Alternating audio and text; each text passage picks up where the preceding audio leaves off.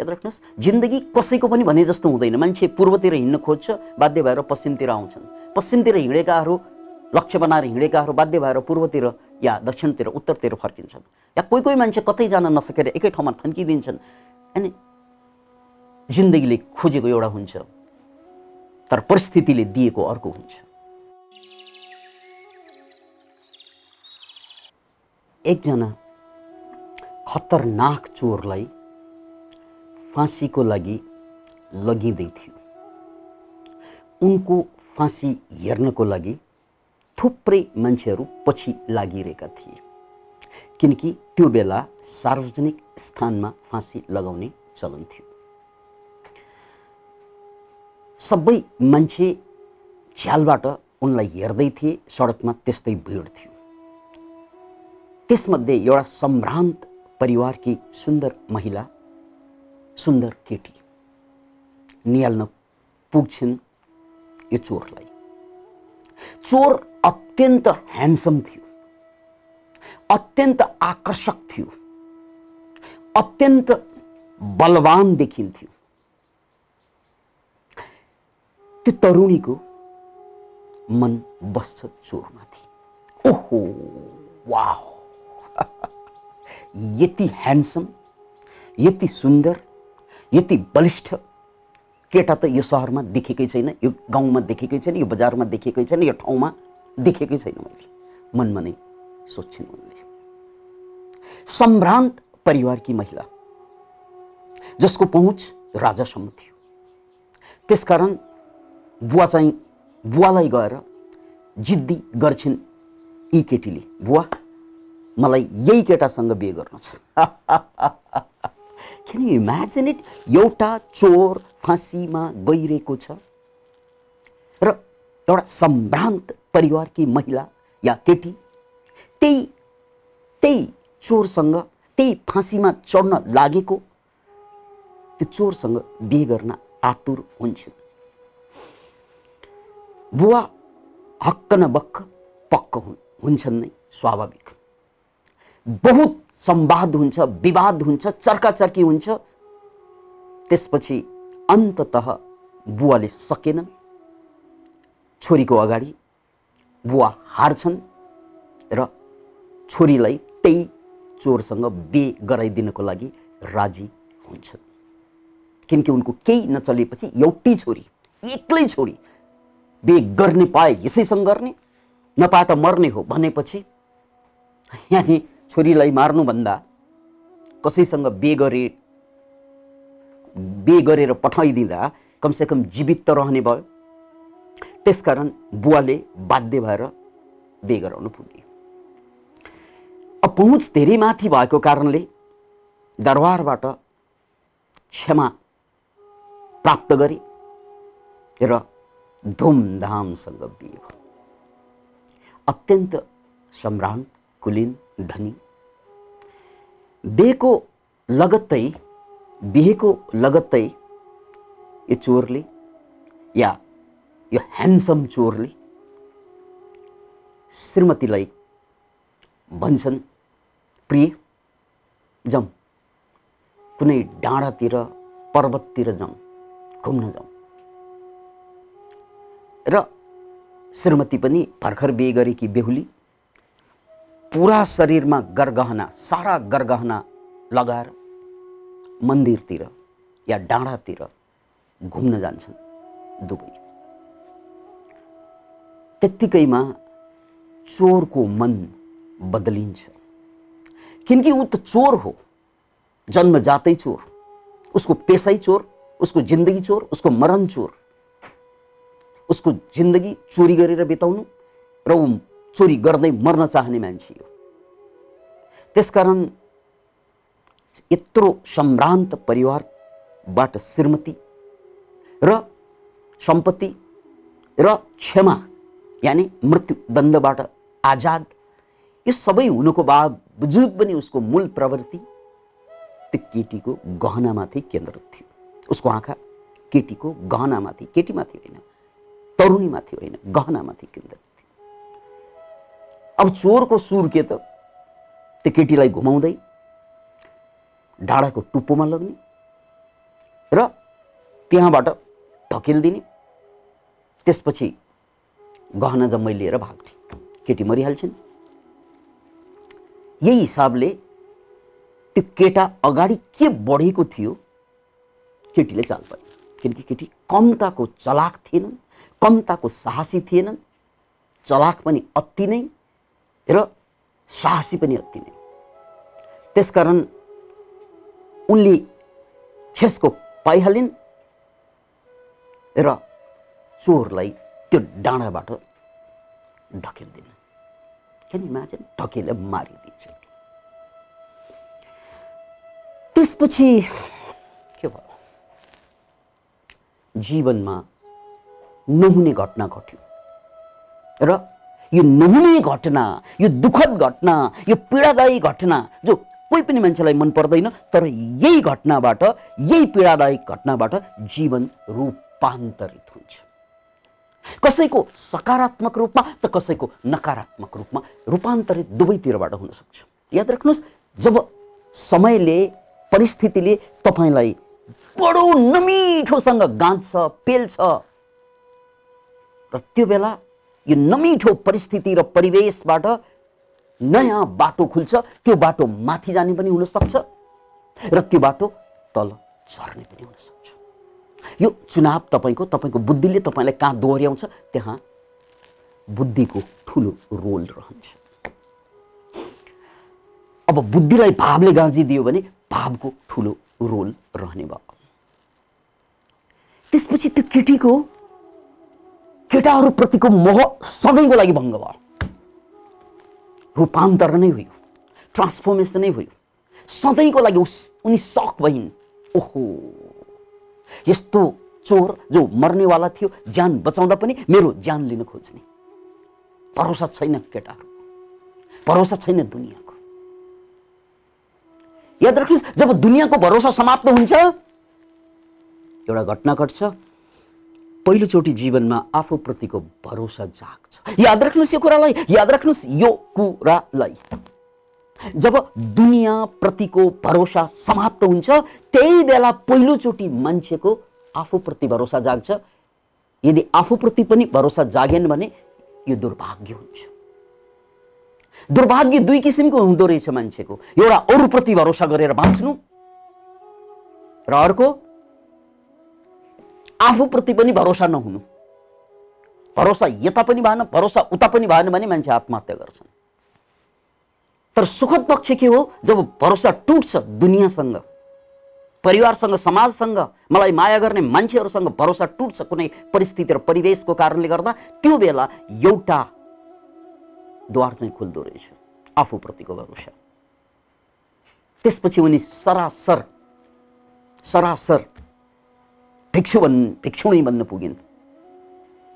किनकि यो संसारमा केही छैन, संसारमा कोही छैन, केही छैन, भ्रम मात्रै छ।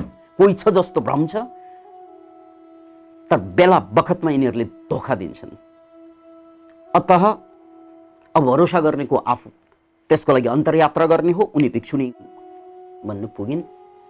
कथा बुद्धकालीन हो, याद राख्नुहोस्।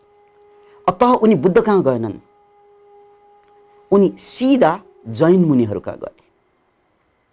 केही समय त्यहीँ बसेर कपाल खौरेर भिक्षुणी पनि भइन्, जैन साध्वी भइन्। तर जैन साध्वी भइसकेपछि साधुहरूको बीचमा उनले जुन टिचिङ्स पाए, ज्ञान पाए, त्यसले उनलाई चित्त बुझाउन सकिरहेको थिएन।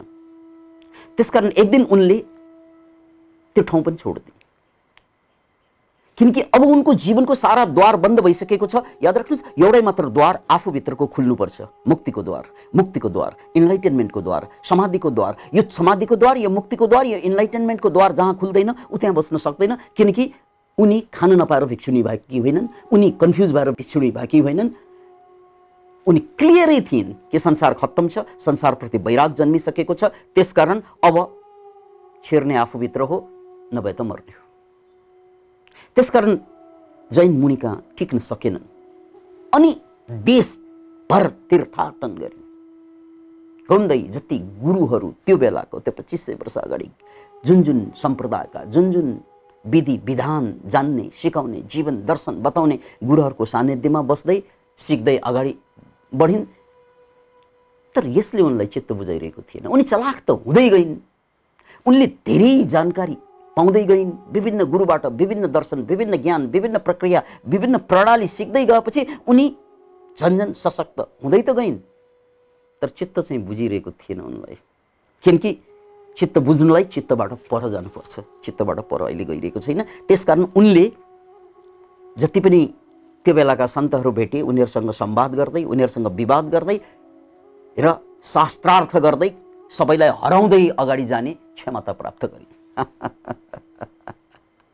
यही क्रममा सौभाग्यवश शब्द छ, सौभाग्यवश भगवान बुद्धका मुक्त भइसकेका ज्ञानी भइसकेका शिष्य जसलाई सारी पुत्र भनेर हामी चिन्छौँ उनको सङ्गतमा आइन्, उनीसँग पनि शास्त्रार्थ गरिन्। तर उनको सौभाग्य यो शास्त्रार्थमा उनी हारिन्। याद राख्नुहोस् यो कुरा, उनको सौभाग्य यो शास्त्रार्थमा उनी हारिन्, किनकि जितेकी भए उनले अन्तरयात्रा गर्न पाउँदैन थिइन्। उनी हारिन्, त्यसपछि आत्मसमर्पण गरिन्, मलाई शिष्य बनाउनुहोस्, म हारेँ। र यो महिला यो केटी जसको नाम हो भद्रा कुण्डल केशा, याद राख्नुहोस् भद्रा कुण्डल केशा, भद्रा कुण्डल केशाले समर्पित गरिसकेपछि आत्मसमर्पण गरिसकेपछि सारीपुत्र मुसुक हाँसेर भने, तिमीलाई ज्ञान दिनको लागि मभन्दा धेरै माथिको मेरा गुरु हुनुहुन्छ, जसलाई भगवान बुद्ध भनेर चिनिन्छ। झम्ती पछि भगवान बुद्धको शरणमा पुगिन् उनी। भगवान बुद्धलाई देख्न साथ उनी लर्याक लुरुक गए, उनी लर्याक लुरुक भइन्। किन भन्नाले उनले जीवनमा यति अद्भुत मान्छेको दर्शन कहिले पनि पाएको थिएन। उनी सेन्सिटिभ त पहिल्यै थिइन्, याद राख्नुहोस् उनी सेन्सिटिभ त पहिल्यै थिइन्, सौन्दर्यको पार्खी त पहिल्यै थिइन्, ज्ञानको पार्खी पनि थिइन्। त्यसकारण उनले भगवान बुद्धलाई देख्न साथ नै उनी एक किसिमबाट तन मन दुवै उनको समर्पित भावमा गइसकेको थियो। र नभन्दै यो पात्रताको कारणले भिक्षुणीहरूको समुदायमा, बौद्ध भिक्षुणीहरूको समुदायमा सबभन्दा छिटो र सबभन्दा पहिला मुक्ति ज्ञान प्राप्त गर्ने अर्हत्व प्राप्त गर्ने पहिलो महिला भइन्। यानी सबभन्दा छिटो प्राप्त गर्ने महिला भइन्। यति छिटो इन्लाइटनमेन्ट अरू कोही पनि भिक्षुणीहरूले प्राप्त गरिरहेको थिएन, किनकि उनमा पात्रता थियो, उनमा अनुभव थियो, उनमा वैराग्यता थियो संसारप्रति।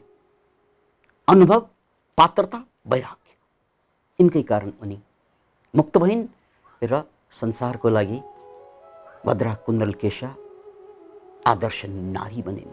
आजको मितिसम्म पनि उनी सबैको प्रेरणा पात्र बनेकी छिन्। यो एउटा पुरानो कथा, 2500 वर्ष अगाडिको कथा। म यो कथाको पुनरावृत्ति जस्तै 2500 वर्ष अगाडि 21औं शताब्दीमा घटेको एउटा घटना जोड्न चाहन्छु। केही वर्ष अगाडि संसारकै सबभन्दा खुंखार अपराधी मध्ये एकजना सिरियल किलर, जसको नाम हो चार्ल्स सोबराज, जो अहिले पनि नेपालको जेलमा बन्द छन्।